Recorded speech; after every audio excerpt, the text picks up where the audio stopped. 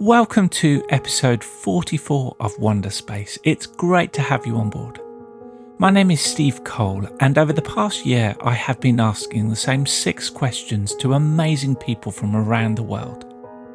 The questions orbit around wonder and hopefulness, and the setting for each journey is this shared window on the space station from where we see everything from a different perspective.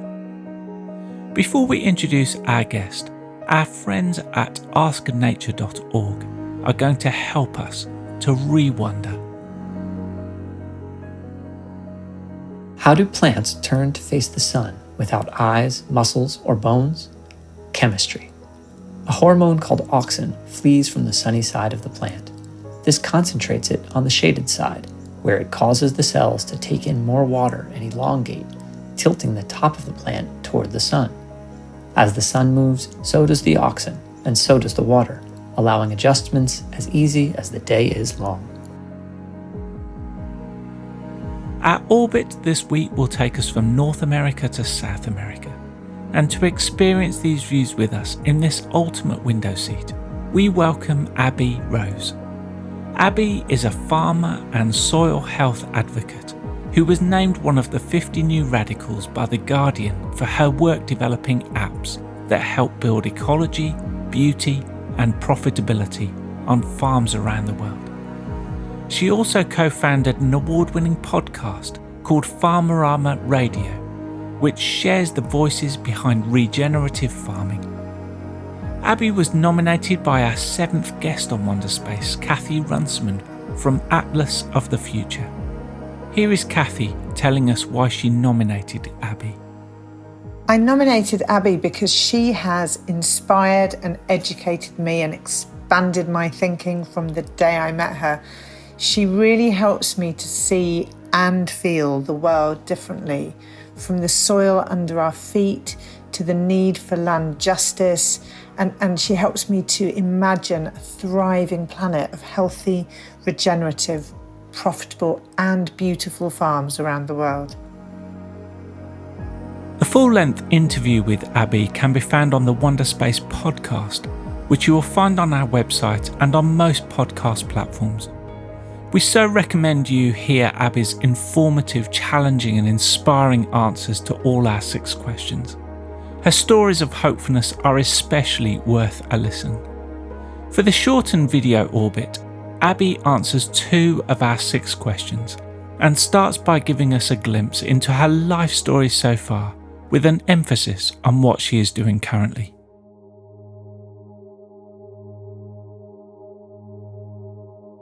A good place to start is that I did study physics at university, and with a focus on particle physics. And by the end of that experience, it was too abstract for me. Although I love thinking through physics and the amazingness of it all and the patterns and symmetries, I felt disconnected from the earth in the end, because the scales are so outside of our range of what we can imagine. And so then after finishing university, I spent some time, my parents had moved to start farming in Chile whilst I was at university. And so I spent some time on the farm for the first time, like 4 or 5 months. And that was when I really started to connect with what this farming thing was all about, because before that I thought it was completely ludicrous. I thought farming was really boring. I grew up in Cheshire, and I just watched cows and sheep move in and out of fields, and it just seemed like irrelevant to our futures for me, which is an awful thing to say now. So, being on the farm, I guess the thing that really occurred to me was everyday decisions on the farm are actually something that affect far beyond the farm gate. So whether that's, you decide, oh, well, actually, we're going to cut down those trees now because farm is a business, maybe that's how you're going to pay for your kids to go to university or whatever it is. But actually that decision to cut down those trees can contribute to flooding in a nearby town, later in the year, because suddenly the soil isn't taking up as much water. Or the way you choose to graze your animals that will impact how much carbon is sequestered in the soil. So again, we're talking about a global condition of how much carbon there is in the atmosphere, but that is impacted at the level of how I graze my animals. And then also, the nutrition density of our food, or how healthy the food we are eating is. Again, that's very much impacted by the farm and, how good the soil is, and what nutrients are going into those plants, etc. So really, farmers are like some of the key decision makers of all of our futures. And it just hadn't even occurred to me before. And no one had ever framed it like that for me. So when that dawned on me, that was really the beginning of my journey to support farmers, to be able to be empowered to make decisions that support all of us, basically. I also quickly realized that, farming is really quite challenging. And the system is not really set up to support farmers to make decisions that are environmentally aligned. And so I was very clear, it really wasn't farmers' fault that it was like this, or, that they were making bad decisions. It's much more about the whole system around it that is creating a format that means farmers make their decisions. So out of that, I developed some apps. So Vita Cycle Tech is our company, and we make apps to support small to medium scale farms like our farm in Chile.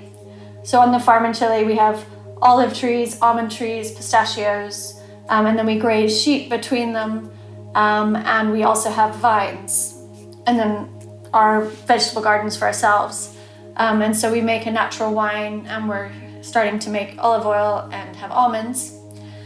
So, at the scale, we're talking 10 to 15 hectares here. At that scale, what are the tools that will support mainly observation-driven farming? And so that's what our apps do. We have two main apps, Soil Mentor and Sector Mentor, and they support farmers all over the world. It helps them monitor biodiversity, things like that. And then also I co-create a podcast called Farmerama Radio. And that's very much about, early on in the journey, it was like, okay, got it. So, we want to farm as regeneratively as possible, essentially. And we were clear on that from the very beginning. We didn't want to be applying synthetics. But where do you go to learn about that? And it wasn't that easy. This was 6 or 7 years ago. And so I was already making some podcasts about tech for good with a guy called Joe Barrett. And so we came together and started to make podcasts about farming. In particular, it was like, who are the people out there already working in regenerative ways or experimenting in this? And how can we go and ask them some questions to help me out, but also share that knowledge as widely as possible so that all of us can collectively learn together, and therefore, the whole system is kind of being reflected back at itself, and we can learn and iterate more quickly.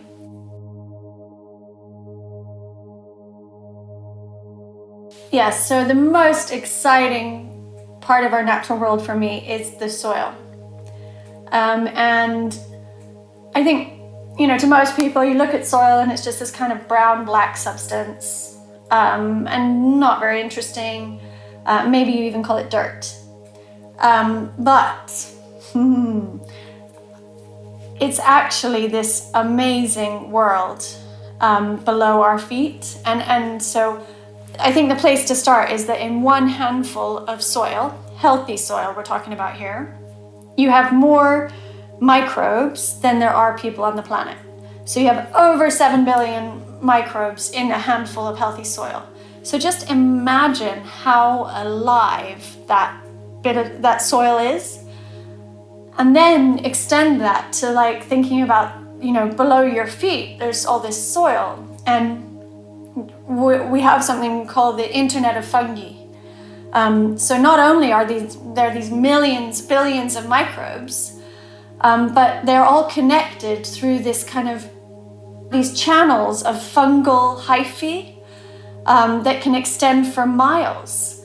And they're all sending little signals between each other, and like communicating and saying like, oh, there's extra water over here, or oh, we've detected a pest over here, get ready. And so they're sending these signals, and it's just like there's this insane underworld that you can't even imagine. And once I started to connect with soil like that it's a living web. It's unbelievably exciting place. And I think one of the ways a lot of people get excited about soil is because of its carbon sequestration possibilities. Because if you have a plant growing in soil, then that plant, it's photosynthesizing, it's building up some carbohydrates, it sends those carbohydrates down to its roots. Maybe it wants to have some phosphate, for example. And the exciting bit is the root is like the plant-soil interaction layer.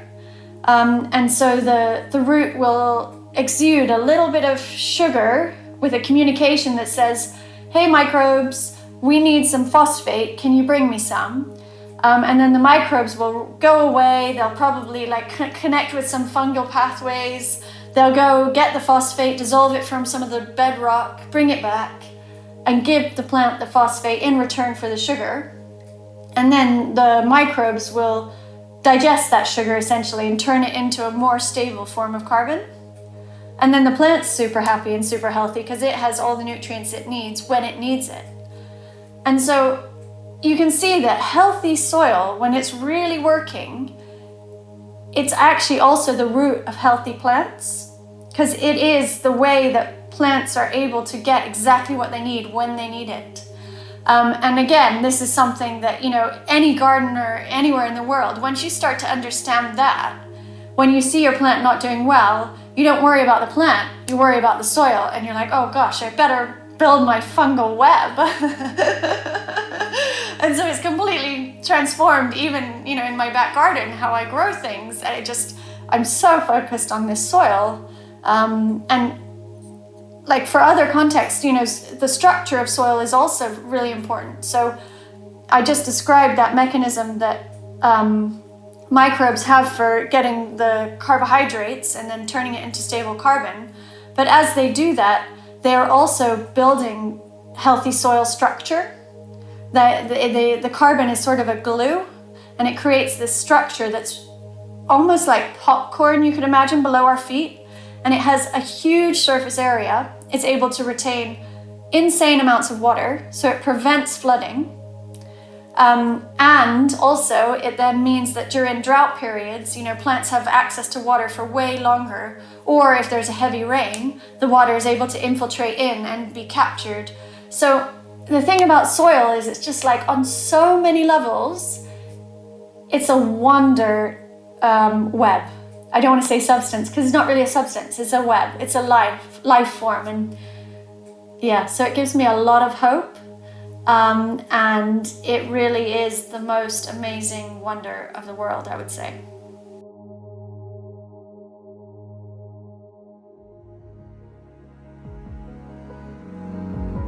To find out more and listen to the award-winning podcast Farmerama, go to farmerama.co. Information about the family farm in Chile and the apps that Abby created can be found at vidacycle.com.